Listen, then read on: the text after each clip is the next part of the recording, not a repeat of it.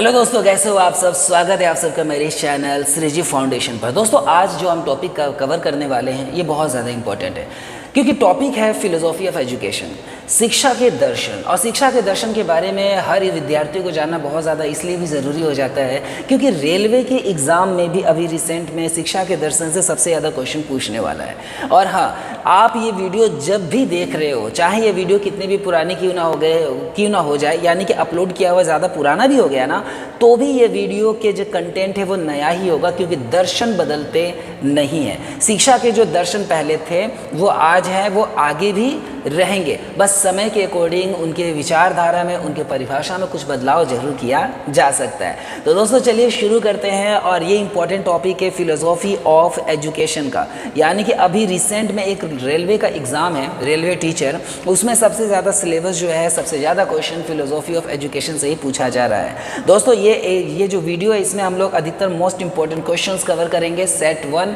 इसके सिवा set 2, set 3, set 4 करके हम और भी बहुत सारे सेट लेकर आएंगे क्वेश्चन से। और हर एक क्वेश्चन में करीब 50 से ज़्यादा क्वेश्चंस हो सकते हैं, और इस तरीके से हम हज़ारों क्वेश्चन कवर करने वाले हैं। और मेरी पूरी कोशिश रहेगी कि मैं इसी वीडियो में ऐसे रिवीजन करवा दूँ आपको, जिससे कि आपको ये मतलब जो क्वेश्चन आंसर्स है वो याद हो जाए। तो दोस्तों चलिए शुरू करते हैं, लेकिन इससे पहले अगर आपने अभी तक मेरे चैनल को सब्सक्राइब नहीं किया तो सब्सक्राइब ज़रूर कर लेना, और हाँ, बेल आइकन पर जरूर क्लिक करना, जिससे कि मेरे द्वारा लाए गए वीडियोज़ के नोटिफिकेशन सबसे पहले आप तक पहुँचे। और मेरे चैनल सब्सक्राइब करने का एक और फ़ायदा भी है, क्योंकि लेटेस्ट जो गवर्नमेंट जॉब के जो रिक्वायरमेंट्स आते हैं, जो वैकेंसीज आते हैं, उसे भी मैं कवर करता हूँ। तो चलिए दोस्तों शुरू करते हैं पहले क्वेश्चन से। दोस्तों पहला क्वेश्चन है, who is called the father of idealism in philosophy, यानी कि दर्शन में आदर्शवाद के जनक किसे कहा जाता है। आदर्शवाद का जनक कौन है? तो दोस्तों ऑप्शन दिया हुआ अरस्तु, प्लेटो, सुकरात and Rousseau. Aristotle, Plato, Socrates and Rousseau. सही आंसर है प्लेटो, यानी दर्शन में आदर्शवाद के जनक किसे कहते हैं? प्लेटो को कहते हैं। प्लेटो का नाम एक्चुअली उनके चौड़े कंधे के वजह से उनका नाम प्लेटो रखा गया था, और उन्हें अकादमी का मस्तिष्क भी कहा जाता था, ये भी आप याद रखना। चलिए दूसरे क्वेश्चन पर चलते हैं। दोस्तों दूसरा क्वेश्चन है, करके सीखने का सिद्धांत किसने दिया? करके सीखना, पहले आप इस टॉपिक को समझना। मैं कह रहा हूँ ना, आपको अगर सोचो, पहले दोस्तों इस बात को बहुत ज़्यादा डीपली सोचने की ज़रूरत है। अगर आप अध्यात्म से जुड़े हुए हो, अगर आपने कभी रामायण, गीता, महाभारत, वेदों से रिलेटेड कथाएं, कहानियाँ वगैरह सुने हो, या नैतिक शास्त्र या नैतिक चीज़ों से रिलेटेड आपको नॉलेज ज़्यादा है, तो फिलोसॉफी और दर्शन आपके लिए जो है, एजुकेशन जो है आपके लिए बहुत आसान है। यानी कि आपको मैं कुछ ऐसे ट्रिक्स बताऊँगा इस वीडियो में, जिससे कि आपको अगर आंसर नहीं भी याद है तो भी आप बहुत मैक्सिमम चांसेस होगा कि आप उसके सही आंसर को बिना पढ़े ही टिक कर दो। तो चलिए चलते दूसरे क्वेश्चन पर। दूसरे क्वेश्चन है, करके सीखने का सिद्धांत किसने दिया था? टैगोर ने, गांधी ने, जॉन ड्यू ने, या रूसो ने? तो सही आंसर क्या है? जॉन ड्यू ने दिया था। ओके, सही आंसर जॉन ड्यू। करके सीखना, एक बार इसको समझते हैं। देखो हमारे पास सीखने के अलग अलग तरीके होते हैं। कभी हम देख करके सीखते हैं, कभी करके सीखते हैं, या कभी सुन करके भी हम सीख सकते हैं। तो करके सीखने का मतलब आप किसी काम को कर रहे हो और वो काम नहीं हो रहा है, ठीक है, फिर आपने कोशिश किया, नहीं अब समझ में आया ऐसे नहीं होगा, कैसे होगा? किसी और तरीके से होगा। तो जब आप बार बार फेल होते हो तब आपको समझ में आता है कि वो काम ऐसे नहीं होगा। जैसे थॉमस एडिसन बल्ब के आविष्कार करने से पहले कितनी बार फेल हुए, वास्तव में वो फेल नहीं हुए थे, वो करके सीख रहे थे कि हाँ ऐसे बल्ब नहीं बनता है। फाइनली उन्होंने बल्ब बना लिया। तो वही बात हो गई कि करके सीखने का सिद्धांत, यानी कोई काम किया और उससे सीखा। ये किसने दिया? ये सिद्धांत किसने दिया? तो ये जॉन ड्यू ने दिया है, याद रखिएगा। आगे चलते हैं तीसरे नंबर क्वेश्चन में। दोस्तों, who is associated with naturalism in education? शिक्षा में प्रकृतिवाद से कौन जुड़ा है? प्रकृतिवाद, ध्यान से समझने की बात है, टॉपिक पर समझिएगा। प्रकृतिवाद यानी कि इसमें नेचर को बहुत ज़्यादा इम्पोर्टेंस दिया गया, प्रकृति को बहुत ज़्यादा महत्व दिया गया है। तो इसमें जो ऑप्शन है वो है रूसो, प्लेटो, गांधी, ड्यू। तो सही आंसर है रूसो ने शिक्षा में प्रकृतिवाद से रूसो जुड़े हुए हैं। ओके, नेक्स्ट क्वेश्चन चलते हैं आगे। बहुत इंपॉर्टेंट क्वेश्चन है दोस्तों, आप वीडियो स्किप मत करना। फास्ट, अगर आपको फास्ट रिवीजन करना है तो वीडियो की स्पीड बढ़ाकर देख लेना। लेकिन ये इंपॉर्टेंट क्वेश्चन है जो कि बहुत ज़्यादा मतलब वेटेज रखते हैं एग्जाम में आने को लेकर। 4th नंबर क्वेश्चन पे चलते हैं। 4th नंबर क्वेश्चन में बोला है कि शिक्षा मनुष्य में निहित पूर्णता का प्रकटीकरण है। ये किसका कथन है? इट मीन्स ये क्या बता रहा है कि education is the manifestation of perfection already in man whose statement. मनुष्य में निहित पूर्णता का प्रकटीकरण, इसको समझने की कोशिश करना। सही आंसर स्वामी विवेकानंद है। टैगोर, स्वामी विवेकानंद, गांधी, अरविंदो में सही आंसर क्या है? What the right answer is Swami Vivekananda. लेकिन अब इस क्वेश्चन को समझते हैं। यह आंसर तो नॉर्मल सी बात है, आप जरा से पढ़ के याद कर लोगे, लेकिन टॉपिक अगर याद रहेगा ना तो आप कहीं से भी सही आंसर निकाल लोगे। अब देखो, शिक्षा मनुष्य में निहित पूर्णता का प्रकटीकरण। पूर्णता मतलब अगर आपके अंदर कोई पोटेंशियल है, कोई टैलेंट है, समझना मेरी बात को। अब आप उस टैलेंट को निकालने की कोशिश कर रहे हो तो टैलेंट को तभी निकाला जा सकता है, आपके अंदर छिपी हुई प्रतिभा को तभी निकाला जा सकता है जब आप शिक्षित हो, आपको शिक्षा मिली हो। तो शिक्षा क्या करता है? मनुष्य में निहित पूर्णता का प्रकटीकरण है। यानी आप कितने पूर्ण हो उसका प्रकटीकरण ही क्या है? प्रकटीकरण मतलब बाहर दिखना, वास्तव में आप क्या थे और क्या हो गए, इसके पीछे जिम्मेदार होती है एजुकेशन। तो चलिए आगे चलते हैं। ये इसका सही आंसर क्या है? Swami Vivekananda. Next question, who wrote the book Republic? Republic किसने लिखा है? रिपब्लिक पुस्तक के लेखक कौन है? The right answer is Plato. Plato ने रिपब्लिक लिखा है। प्लेटो को अकादमी का मस्तिष्क भी कहा जाता है। उनको चौड़े कंधे के वजह से उनको प्लेटो कहा जाता है, ये आप याद रखना। चलिए आगे चलते हैं। Who emphasised self education? ध्यान रखना, स्व शिक्षा पर किसने जोर दिया? स्व शिक्षा यानी सेल्फ एजुकेशन, खुद से सीखना, इस पे किसने जोर दिया? तो इस पे महात्मा गांधी ने जोर दिया। देखो, आप अगर ऑप्शन देखो तो लगभग सारे ऑप्शन एक जैसे हैं, गांधी, टैगोर, फ्रेबेल एंड ड्यूई। तो मेन आंसर इज, जो करेक्ट आंसर है वो है महात्मा गांधी। महात्मा गांधी ने स्व शिक्षा यानी खुद के सेल्फ एजुकेशन पर सबसे ज़्यादा जोर दिया। किसने? महात्मा गांधी ने सेल्फ एजुकेशन पर सबसे ज़्यादा जोर दिया था। चलिए नेक्स्ट क्वेश्चन चलते हैं। नेक्स्ट क्वेश्चन इज, प्रायोगिकवाद किस शैक्षणिक पद्धति को महत्व देता है? मतलब pragmatism gives importance to which method of teaching? कौन से टीचिंग मेथड पर ये ज़्यादा फोकस करता है, यानी कौन से शिक्षण पद्धति को महत्व देता है? तो प्रायोगिकवाद गतिविधि पर जोर देता है। एक बार इसको समझते हैं। देखना आंसर कैसे छिपा हुआ, क्वेश्चन में कैसे आंसर है, समझने की कोशिश करना। क्या है प्रायोगिकवाद? यानी प्रयोग से रिलेटेड है। प्रयोग यानी कि एक्सपेरिमेंट से रिलेटेड है। समझना, प्रायोगिक प्रयोग से रिलेटेड है, एक्सपेरिमेंट से रिलेटेड है। तो एक्सपेरिमेंट जो है वो कहीं ना कहीं किसी न किसी एक्टिविटी में होगा। एक्टिविटी यानी कि कोई काम, और इस एक्टिविटी को हिंदी में गतिविधि कहते हैं। तो गतिविधि हो गया। रटना, प्रयोग, व्याख्या, जो यहाँ पर लिखा हुआ व्याख्या प्रयोग से रिलेटेड नहीं है, ठीक है। रटना नहीं है, कहानी सुनाना नहीं है, लेकिन गतिविधि जो है एक तरह का एक्टिविटी जो है उस प्रयोग के माध्यम से होता है। यानी कि अगर आपको ये क्वेश्चन याद नहीं भी होता तो भी आप इसका सही आंसर करके आते। बात समझ में आ रही है? प्रायोगिकवाद, प्रयोग से रिलेटेड, एक्सपेरिमेंट से रिलेटेड, गतिविधि, क्रिया, तो ये हो गया आपका आंसर एक्टिविटी, गतिविधि। चलिए अगले आंसर पर चलते हैं। Who is the founder of realism in philosophy? यथार्थवाद के संस्थापक कौन है? यथार्थवाद यानी कि जो है सो है, यथार्थ, इसमें बता क्या रहा है? द आंसर इज अरस्तु, एरिस्टोटल। कुछ क्वेश्चंस ऐसे होते हैं दोस्तों जिसको आपको याद करना ही पड़ेगा। अब यथार्थवाद के संस्थापक क्या है, अगर ये आपको याद नहीं होगा तो आप बाकी ऑप्शन में से सही आंसर को चुनना आपके लिए मुश्किल हो जाएगी, क्योंकि अरस्तु, प्लेटो, सुकरात और बेकन लगभग सब एक जैसे ऑप्शन दे रखे हैं, ठीक है, एक ही इंपॉर्टेंस के आंसर है। तो अरस्तु जो है वो यथार्थवाद के संस्थापक है, याद रखिएगा। चलिए आगे चलते हैं नेक्स्ट क्वेश्चन पर। तो दोस्तों नेक्स्ट क्वेश्चन में बता रहा है कि education is the creation of a sound mind in a sound body whose idea, यानी शिक्षा स्वस्थ शरीर में स्वस्थ मन का निर्माण करती है। बहुत इंपॉर्टेंट क्वेश्चन है दोस्तों। शिक्षा स्वस्थ शरीर में स्वस्थ मन का निर्माण करती है, किसका विचार है? अब हमें सुनने में आएगा, हम सोचेंगे, जो नहीं पढ़े होंगे वो सोचेंगे पक्का महात्मा गांधी ने कहा होगा, but the right answer is Aristotle. अरस्तु क्या है? अरस्तु इज द राइट आंसर। शिक्षा स्वस्थ मन। अब सुनना, इसको एक बार डिटेल में कवर करते हैं, अभी आपको याद हो जाएगा। मैं चाहूँगा कि आपको अभी इसी वक्त सारी चीज़ें याद हो जाए। स्वास्थ्य मतलब स्वस्थ मन का निर्माण करती है। अगर आपका बॉडी, देखो शिक्षा स्वस्थ शरीर में, आप बिल्कुल क्या है साउंड हेल्थ वाले हो, मान लो आप मतलब बिल्कुल हेल्थ में फिट हो, अब आपका मन क्या होगा, मन भागेगा, बहुत ज़्यादा भागेगा वो।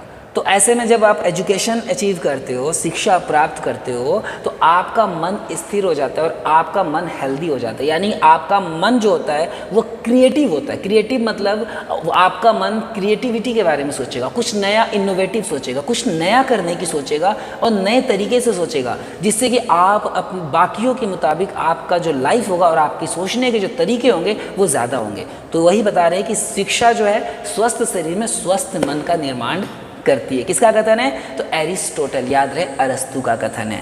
आगे चलते 10 नंबर क्वेश्चन पर। दोस्तों 10 नंबर क्वेश्चन है, Tagore's philosophy of education is based on, यानी कि जो हमारे रविंद्रनाथ टैगोर जी थे उनका जो शिक्षा दर्शन है वो किस पर आधारित है। एक बार समझते हैं। प्रकृतिवाद और मानववाद, आदर्शवाद, प्रायोगिकवाद या यथार्थवाद। तो the right answer is naturalism and humanism, प्रकृतिवाद और मानववाद। एक बात मैं इनके बारे में आपको बताना चाहूँगा ताकि आपको ये आंसर याद हो जाए, ध्यान से समझना। रविंद्रनाथ टैगोर जी को नेचर बहुत ज़्यादा पसंद था, यानी प्रकृति में रह करके पढ़ना सीखना उन्हें बहुत अच्छा लगता था। उन्होंने बंगाल के वीरभूम जिले में शांति निकेतन नाम के एक विश्वविद्यालय का इन्होंने स्थापना किया है। सुनना मेरी बात। और उस विश्वविद्यालय की सबसे खास बात यह है कि वहाँ पर अधिकतर बच्चे पेड़ के छांव में पढ़ते हैं, यानी कि क्लास टीचिंग तो होती है, ऐसी बात नहीं कि नहीं होती, लेकिन पेड़ के छांव के नीचे यानी कि पेड़ के छाए में शैडो में रह करके पढ़ना कुछ अलग ही है। उनका मानना है कि प्रकृति के साथ जुड़कर हम बहुत ज़्यादा सीख सकते हैं, बहुत जल्दी सीख सकते हैं। अगर आपको मेरी ये बात याद रहेगी तो आपको ये आंसर ऑटोमेटिक याद हो गया। यानी कि टैगोर के जो दर्शन है वो प्रकृति पर और मानवतावाद पर आधारित है। चलिए आगे चलते हैं।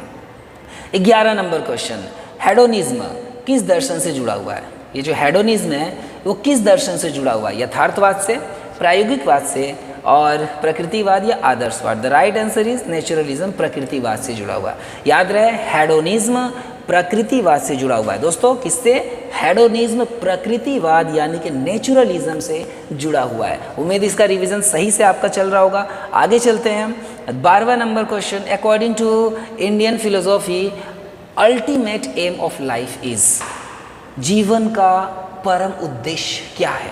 भारतीय दर्शन के अनुसार जीवन का परम उद्देश्य आपने सुना होगा, आए हैं खाली हाथ जाएंगे खाली हाथ। तो इससे अच्छा है हम क्या करें कि कुछ ऐसे कर्म कर लें जिससे मुक्ति को प्राप्त हो, मोक्ष को प्राप्त हो। हमारा अंतिम उद्देश्य, मनुष्य का अंतिम उद्देश्य इस जीवन में अपने कर्म बंधनों को तोड़कर मोक्ष की प्राप्ति अर्थात ईश्वर की प्राप्ति है। इसीलिए भारतीय दर्शन में जब भी परम उद्देश्य आएगा, चाहे वेदांत दर्शन में आए, चाहे भारत के किसी भी दर्शन में आए, याद रहे भारतीय दर्शन मतलब भारत में जितने भी दर्शन है, चाहे शंकराचार्य जी का वेदांत दर्शन हो या फिर किसी भी दर्शन की बात करें दोस्तों, तो उस दर्शन का जो अंतिम उद्देश्य है, जो परम उद्देश्य, जो परम लक्ष्य है, वो है मोक्ष की प्राप्ति। उम्मीद है आपको याद रहेगा कि भारतीय दर्शन के अनुसार परम लक्ष्य क्या है? मोक्ष की प्राप्ति है। चलिए नेक्स्ट क्वेश्चन पर चलते हैं। 13 number question, who advocated basic education, यानी बेसिक शिक्षा, मतलब आधारभूत शिक्षा भी बोल सकते हैं इसको। आधारभूत शिक्षा की मतलब एडवोकेट यानी कि समर्थक कौन है? बेसिक एजुकेशन जो कि सामान्य शिक्षा होती है, सबके लिए है, उसका समर्थक कौन है? तो दोस्तों महात्मा गांधी। याद रहे महात्मा गांधी सर्व शिक्षा, सभी के लिए शिक्षा और एक बेसिक मतलब मिनिमम लेवल पे जो शिक्षा होती है ना, आधारभूत शिक्षा कहते हैं, जिसमें आपको हर चीज़ थोड़ी न थोड़ी चीज़ें आती है, उसका समर्थक कौन है? महात्मा गांधी जी है। उम्मीद है आपको याद हो गया होगा। अगला क्वेश्चन चलते हैं। रियलिज्म, रियलिज्म मतलब क्या होता है? रियलिज्म मतलब यथार्थवाद, जो सही है जो है वो है भाई, सिंपल सी बात है। अभी हमने पढ़ा था ना यथार्थवाद के जनक कौन है? बताइए बताइए जल्दी बताइए, यथार्थवाद के जनक कौन थे? यथार्थवाद अरस्तु हमने पढ़ा था। चलिए मैं आपको एक बार दिखा देता हूँ। यथार्थवाद के जनक कौन थे? एरिस्टोटल। नो, शिक्षा और स्वास्थ्य में मन का निर्माण एरिस्टोटल करती है। हाँ, यथार्थवाद के जनक अरस्तु ही थे, मैं सही था। ठीक है, मैं भी कभी कभी कंफ्यूज हो जाता हूँ। याद रहे यथार्थवाद के संस्थापक अरस्तु है। चलिए अगला क्वेश्चन क्या है हमारा? रियलिज्म, यथार्थवाद किस विषय पर जोर देता है? अब समझना, आंसर यहीं पर है। एक बार शब्द को समझो, आंसर मिल जाएगा। यथार्थ यानी जो है सो है, फैक्ट बेस्ड। मतलब यथार्थ का मतलब क्या, आप कोई कल्पना में नहीं जी रहे हो, ठीक है, या ना ही कोई आप इतिहास में जी रहे हो। यथार्थ मतलब जो चीज़ें है, भौतिक चीज़ें समझो, और भौतिक चीज़ें अगर है, जो चीज़ें है वो सब्जेक्ट आता है साइंस में, विज्ञान में। समझ में आ रही है? यथार्थ में जो चीज़ें आपको दिख रही है, जो चीज़ें हो रही है, उसको यथार्थ कहते हैं, और वो चीज़ें होती है विज्ञान में। तो यथार्थवाद किस विषय पर ज़्यादा जोर देता है, तो साइंस पर ज़्यादा जोर देता है। चलिए आगे चलते हैं, क्वेश्चन नंबर 15 बोला idealism emphasis is on which subject. आदर्शवाद कौन से विषय पर सबसे ज़्यादा जोर देता है। तो दोस्तों आदर्शवाद, ध्यान से समझना, आदर्श नैतिक चीज़ें, आदर्श वाली चीज़ें किस पर जोर देगा, ऑब्वियसली साहित्य और नैतिक मूल्यों पर ही देगा।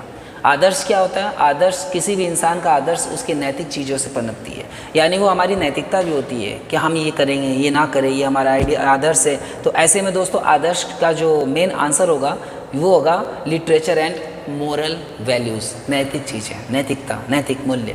ठीक है, आगे चलते हैं 15 नंबर क्वेश्चन में।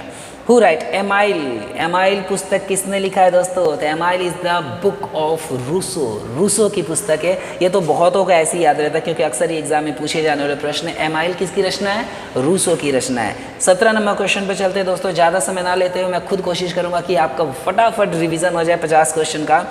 प्रायोगिकवाद, मैंने आपको इससे पहले बताया था, प्रायोगिकवाद मतलब जो आप एक्टिविटी से रिलेटेड चीज़ें, प्रयोग से रिलेटेड चीज़ें, है ना। तो प्रायोगिकवाद किस मूल्य पर जोर देता है, देखो आगे आंसर उपयोगिता पर, यूटिलिटी पर, यानी कि जो आपकी एक्टिविटी होती है, जो आपका परीक्षण होता है, जो आप कुछ एक्सपेरिमेंट करने की कोशिश करते हो, उसकी कुछ ना कुछ उपयोगिता होती है, किसी ना किसी स्पेसिफिक काम की वजह से आप ऐसा करते हो। तो यही आपको बता रहे हैं कि जो प्रायोगिकवाद है, ये प्रायोगिकवाद स्पेशली इसका ये उपयोगिता यानी यूटिलिटी पर जोर देता है।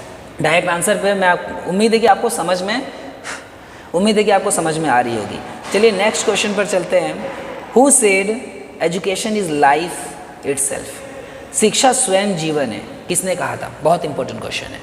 शिक्षा स्वयं जीवन है, यानी कि अगर शिक्षा नहीं तो कोई जीवन का कोई मतलब ही नहीं है, यानी शिक्षा अपने आप में ही जीवन है। ये किसका कथन है, तो ये ड्यूई का कथन है। दोस्तों याद रखना, ड्यूई ने कहा था कि शिक्षा अपने आप में एक जीवन है। ठीक है, शिक्षा स्वयं जीवन है। चलते हैं नेक्स्ट क्वेश्चन 19 नंबर पे। वेदांत दर्शन किस भारतीय चिंतक से जुड़ा हुआ है, Shankaracharya. The right answer is Shankaracharya से जुड़ा हुआ है। विवेकानंद, महात्मा गांधी, अरविंदर से वेदांत दर्शन नहीं जुड़ा हुआ है, शंकराचार्य से जुड़ा हुआ। और मैंने आपको ये भी कहा था कि वेदांत दर्शन जो है वो, या फिर भारत का कोई भी दर्शन हो, उसका जो अंतिम लक्ष्य है वो लक्ष्य है मोक्ष की प्राप्ति। तो चलिए दोस्तों चलते हैं नेक्स्ट क्वेश्चन पर। 20वां नंबर क्वेश्चन है, education should develop physical, mental, spiritual powers. किसका आइडिया है, मतलब शिक्षा को शारीरिक, मानसिक, आध्यात्मिक शक्तियों का विकास करना चाहिए, ये किसके विचार हैं। शारीरिक शिक्षा से शारीरिक, हमारी शारीरिक हो, मानसिक हो, आध्यात्मिक हो, ये सभी शक्तियाँ क्या होती है, विकसित होती है। और ऐसी ही शिक्षा होनी चाहिए जिससे ये सारी शक्तियाँ विकसित हो। ये किसका कथन हो सकता है, स्वामी विवेकानंद। ध्यान रखना दोस्तों, स्वामी विवेकानंद शारीरिक रूप से, मानसिक रूप से और आध्यात्मिक रूप से बहुत बड़े गुरु थे। लेकिन यहाँ जो ऑप्शन दिया हुआ, उस ऑप्शन से आपको साफ साफ आंसर पकड़ लेना चाहिए, क्योंकि टैगोर की अगर हम बात करें तो यहाँ पर आध्यात्मिक, मानसिक, शारीरिक, और विवेकानंद, गांधी और अरविंदो, इन सब में जो आध्यात्मिकवाद है, जो अध्यात्म से जुड़े हुए सबसे बड़े इंसान थे वो विवेकानंद जी थे, और मानसिक रूप से बहुत प्रबल थे। मैं विवेकानंद जी के बारे में एक बात ऐसे बताना चाहता हूँ कि वो उनको 1 से 2 मिनट, यानी लगभग मान लो मैक्सिमम 5 मिनट में वो पूरे के पूरे न्यूज़पेपर को पढ़ के एज इट इज़ वो लिख सकते थे। उनका ऐसा माइंड था, और उन्हीं का विचार था कि शिक्षा जो है उसका उद्देश्य होना चाहिए कि वो शारीरिक, मानसिक और आध्यात्मिक शक्ति को बढ़ाए। चलिए अगला क्वेश्चन पे चलते हैं। ज़्यादा क्वेश्चन, बहुत वीडियो बहुत बड़ी हो जाएगी, इसलिए मैं फटाफट रिवीजन करवाता हूँ।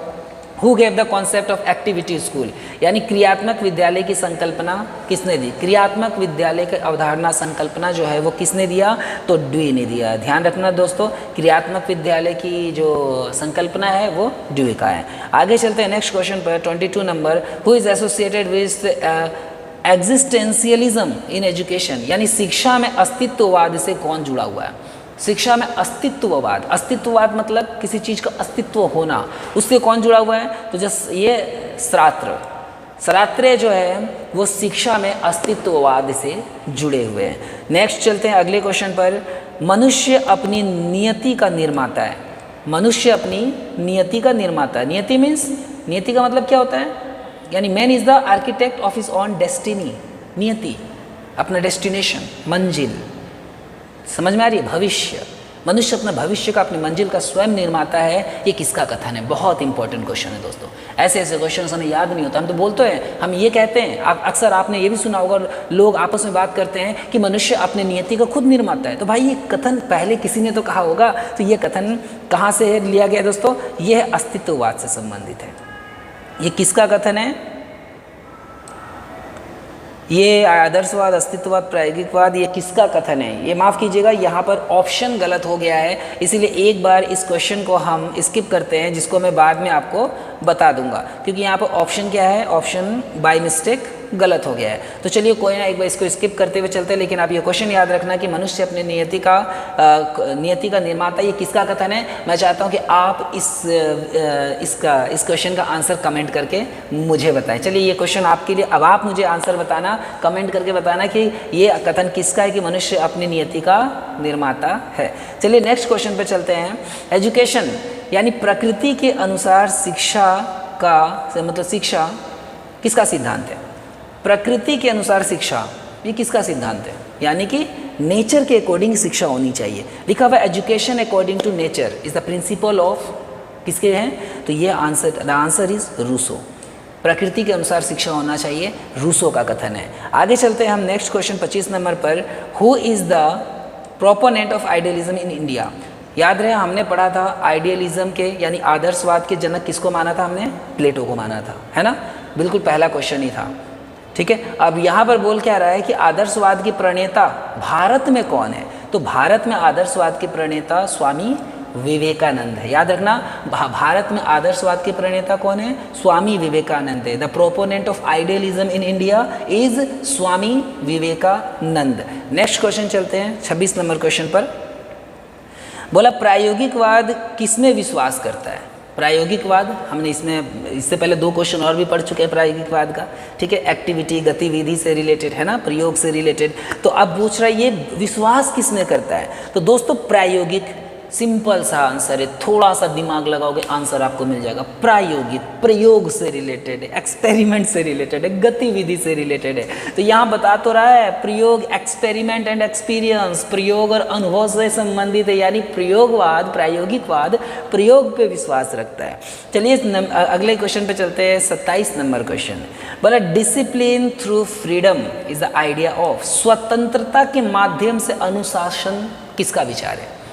स्वतंत्रता के माध्यम से अनुशासन, यानी कि अनुशासन जो हो किसके माध्यम से हो? स्वतंत्रता के माध्यम से। ये विचार किसका है? तो मॉन्टेसरी का विचार है। ध्यान रखना दोस्तों, ऐसे क्वेश्चंस को आपको याद रखना होगा। ऐसे क्वेश्चन पर हम दिमाग नहीं लगा सकते। कुछ क्वेश्चंस ऐसे होते हैं जो कॉन्सेप्ट बेस्ड होते हैं, अवधारणा पर आधारित होती है। उन क्वेश्चंस का आंसर हम लोग थोड़ा सा दिमाग लगाकर हम अंदाज़ा लगा सकते हैं। लेकिन कुछ ऐसे क्वेश्चंस ऐसे होते हैं, जैसे मान लो मैंने कहा प्लासी का युद्ध कब हुआ? अब आप इस पर कोई दिमाग नहीं लगा सकते। अब आपको डेट याद होना, डेट या ईयर याद होना चाहिए, तो ही आप लिख पाओगे। ऐसे दिमाग लगाओगे, पता चलेगा 25% चांसेस होते हैं 4 ऑप्शन में कि हाँ आपका आंसर सही हो, बाकी 75% चांसेस है कि आप गलत ही टिक करोगे। समझ में आ रही है? तो ऐसे में देखो, ये याद रखना, स्वतंत्रता के माध्यम से अनुशासन, ये किसका विचार है? तो ये मॉन्टेसरी का विचार है। आगे चलते हैं अगले क्वेश्चन पर। तो question number 28, who wrote my experiment with truth? ये तो आपको याद ही होगा, है ना, 9th क्लास से लोग पढ़ते आ रहे हैं, है ना। माई एक्सपेरिमेंट विथ ट्रूथ, सत्य के साथ मेरा प्रयोग, है ना। सत्य के साथ मेरा प्रयोग महात्मा गांधी की लिखी हुई है।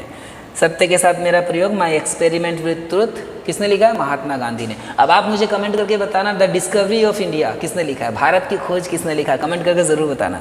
चलिए आगे चलते हैं 29 नंबर क्वेश्चन में। परम सत्य में कौन सा दर्शन विश्वास करता है?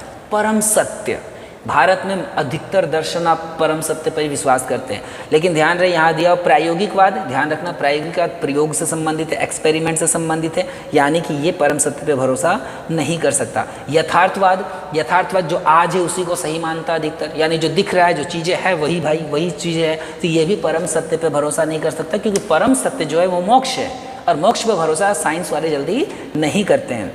तो देखो यहाँ पर आदर्शवाद, सही आंसर क्या है? आदर्शवाद है। अब आप सोचोगे प्रकृतिवाद नहीं हो सकता, नहीं हो सकता, क्योंकि प्रकृतिवाद में प्रकृति पर ज़्यादा फोकस किया जाता है। आदर्शवाद में क्या होता है? नैतिकता, नैतिक मूल्य, अध्यात्म, ये सारी चीज़ें आती है, और जहाँ अध्यात्म, नैतिक मूल्य वगैरह आती है वहीं पर परम सत्य को ज़्यादा पहचाना जाता है। उम्मीद है आपको समझ में आ रही होगी मैं क्या कहना चाहता हूँ। द राइट आंसर इज आदर्शवाद, यानी परम सत्य में कौन सा दर्शन विश्वास करता है? तो आदर्शवाद विश्वास करता है। आगे चलते हैं क्वेश्चन नंबर 30 नंबर।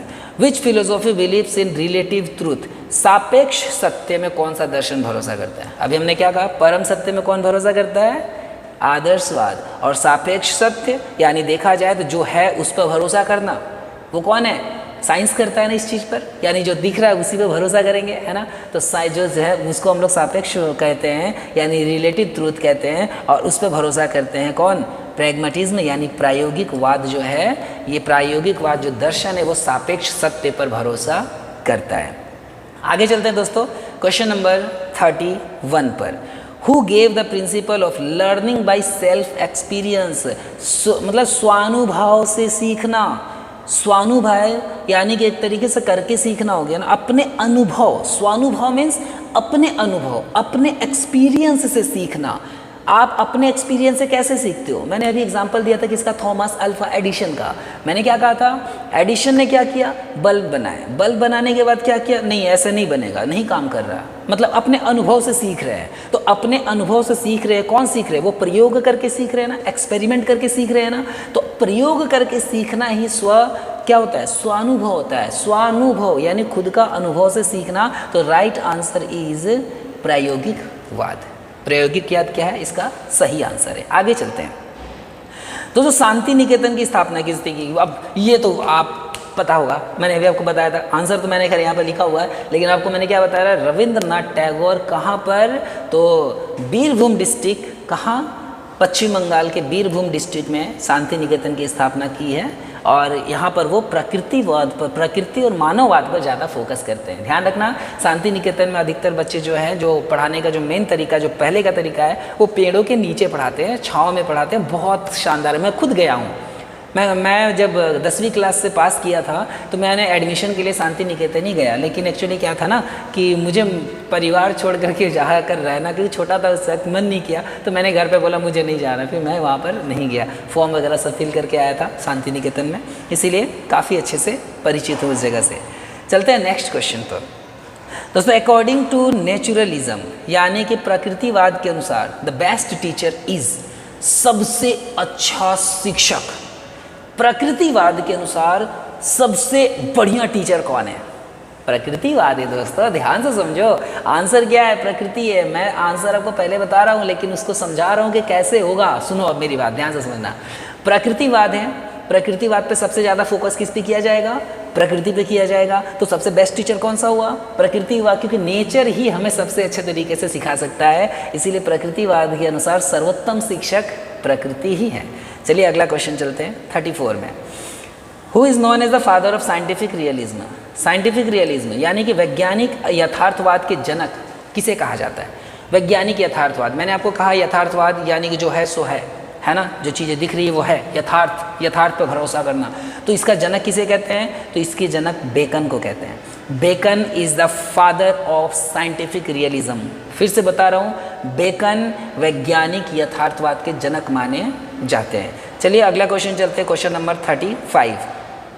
शिक्षा बाल केंद्रित होना चाहिए, ये किसका विचार है? बाल केंद्रित मतलब देखो, पहले के जो शिक्षा थे ना वो शिक्षक केंद्रित थे, यानी कि टीचर सेंटर्ड एजुकेशन था। जब आप बीएड वगैरह करोगे तो इन सब चीज़ों में बताया जाता है टीचर सेंटर्ड एजुकेशन, मतलब एजुकेशन में, एजुकेशन का जो केंद्र है ना, जो कोर है, उसमें टीचर को माना जाता था। उसके बाद उस शिक्षा का करिकुलम पूरा डिसाइड किया जाता था। लेकिन आज का जो शिक्षा है वो चाइल्ड सेंटर्ड एजुकेशन है। चाइल्ड सेंटर्ड है तो यहाँ पर वही बता रहा है कि शिक्षा बाल केंद्रित होना चाहिए, यानी जो शिक्षा एजुकेशन है वो चाइल्ड सेंटर्ड होना चाहिए, यानी कि शिक्षा के केंद्र में कौन होना चाहिए, बालक होना चाहिए, क्योंकि शिक्षा बालक के लिए है। बात समझ में आ रही है? इसीलिए चाइल्ड सेंटर्ड है, बाल केंद्रित है। तो ये किसने कहा है? ये रूसो ने कहा है कि शिक्षा जो है वो बाल केंद्रित होना चाहिए। क्लियर? किसने कहा? रूसो ने कहा है कि शिक्षा बाल केंद्रित होना चाहिए, यानी कि रूसो ने कहा है कि education should B child centred. Okay, thank you. आगे चलते हैं दोस्तों। चैनल सब्सक्राइब ज़रूर करो। अभी आगे और भी क्वेश्चंस हैं, लेकिन आप चैनल को सब्सक्राइब कर लो, बाद में भूल जाओगे। 1 सेकेंड तो लगेगा आपको। देखो अभी आपके चैनल पर दिख रहा है, बस 1 सेकेंड सब्सक्राइब करके बेल नोटिफिकेशन पर ऑल बटन जरूर क्लिक कर दो, जिससे कि आने वाली वीडियोज़ भी आपको मिलती रहे। उम्मीद है आपको समझ में आ रही होगी। चलिए चलते हैं 36 नंबर क्वेश्चन पर। Who introduce kindergarten system? आपने सुना होगा आजकल किंडरगार्टन बहुत ज़्यादा मतलब फेमस होते हैं। क्यों? क्योंकि बच्चों के लिए छोटे छोटे नन्हे मुन्ने टाइनी टोट्स है ना, सब इसी में पढ़ते हैं ना, KG LKG UKG है ना। तो अब यही अब क्वेश्चन ये है कि किंडरगार्टन प्रणाली शुरू किसने किया? बहुत इंपॉर्टेंट क्वेश्चन है और ये जानना भी ज़रूरी है। किंडरगार्टन किसने शुरू किया? तो ये है फ्रॉयबेल ने किया है। किसने शुरू किया?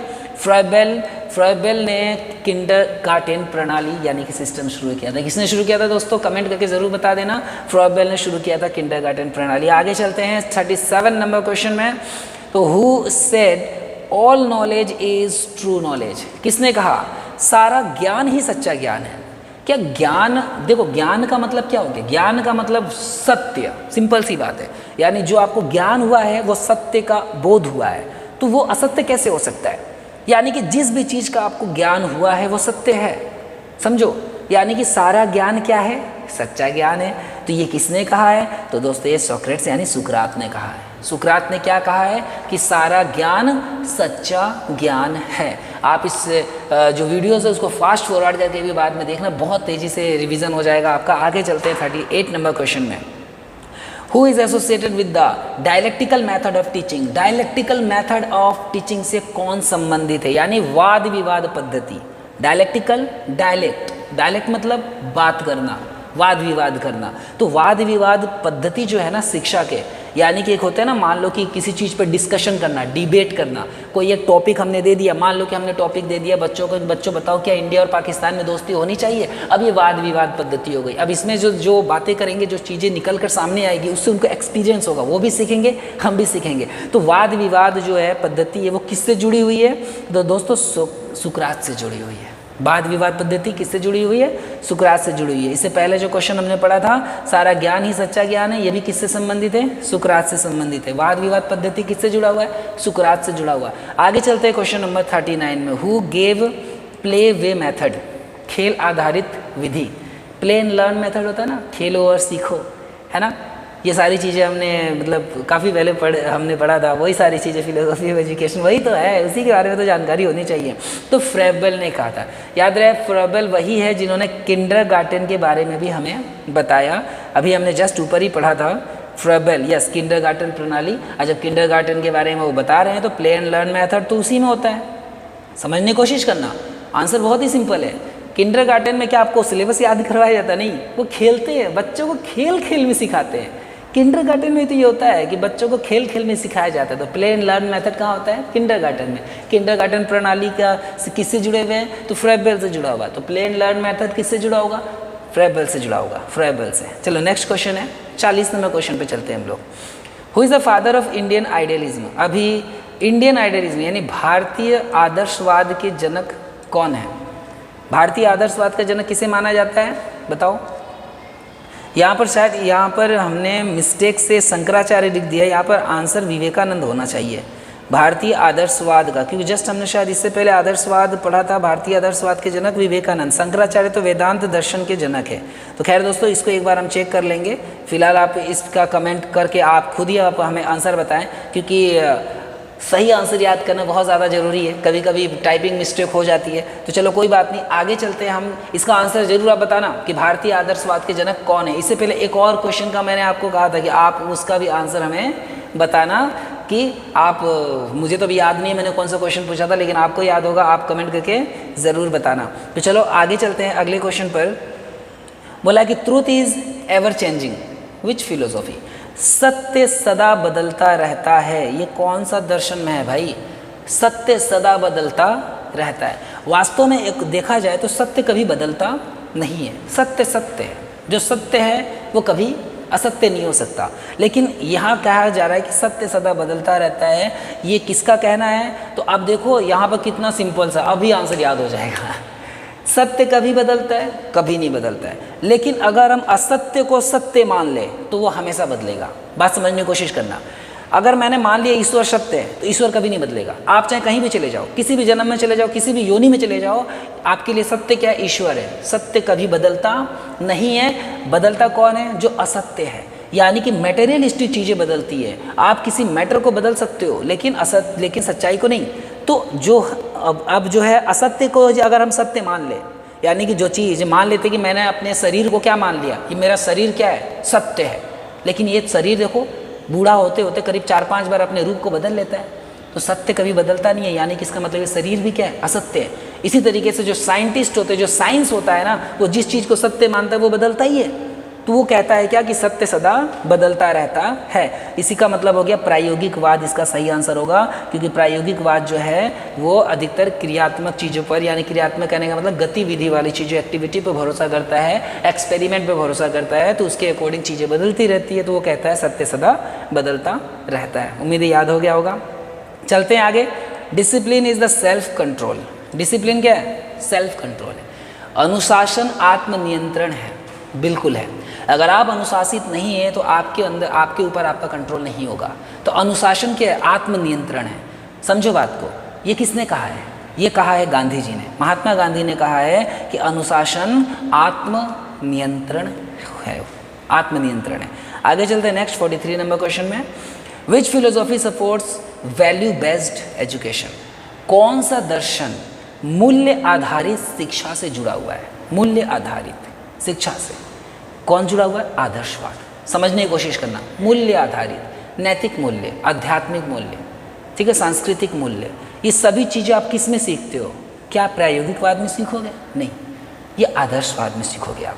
तो मूल्य आधारित जो है, मूल्य आधारित जो दर्शन है वो किससे जुड़ा हुआ है? तो आइडियलिज्म, आदर्शवाद से जुड़ा हुआ है। चलते आगे। Next question. Which philosophy emphasises vocational education? कौन सा फिलोसॉफी व्यावसायिक शिक्षा पर जोर देता है? यानी व्यावसायिक शिक्षा पर कौन सा दर्शन जोर देता है? तो व्यावसायिक शिक्षा, प्रयोग, गतिविधि। कितने बार मैं आपको बताऊं कि आप आंसर देख करके बता दोगे। व्यावसायिक है, व्यावसायिक देखो, व्यावसायिक शिक्षा मूल्यों पर तो जोर देगा नहीं, सत्य पर तो जोर देगा नहीं। व्यावसायिक है, व्यवसाय है, तो प्रायोगिकवाद ही होना चाहिए, क्योंकि यथार्थवाद भी नहीं होगा और अस्तित्ववाद भी नहीं होगा। चलिए चलते नेक्स्ट क्वेश्चन पर। 45 नंबर क्वेश्चन। 45 नंबर क्वेश्चन में बोल रहा है कि education is a preparation for complete living. किसका स्टेटमेंट है? यानी कि शिक्षा संपूर्ण जीवन की तैयारी है। शिक्षा संपूर्ण जीवन की तैयारी है। अगर आप शिक्षित नहीं है तो माफ़ करना, आप तैयार भी नहीं हो अपने जीवन को जीने के लिए। तो शिक्षा पूरे जीवन की तैयारी है। किसका कहना है? तो हर्बर्ट स्पेंसर का कहना है कि शिक्षा पूरे जीवन की तैयारी है। नेक्स्ट क्वेश्चन पर चलते हैं। 46 नंबर क्वेश्चन है। Who is known as a father of Indian education philosophy? भारतीय शिक्षा दर्शन के जनक कौन है?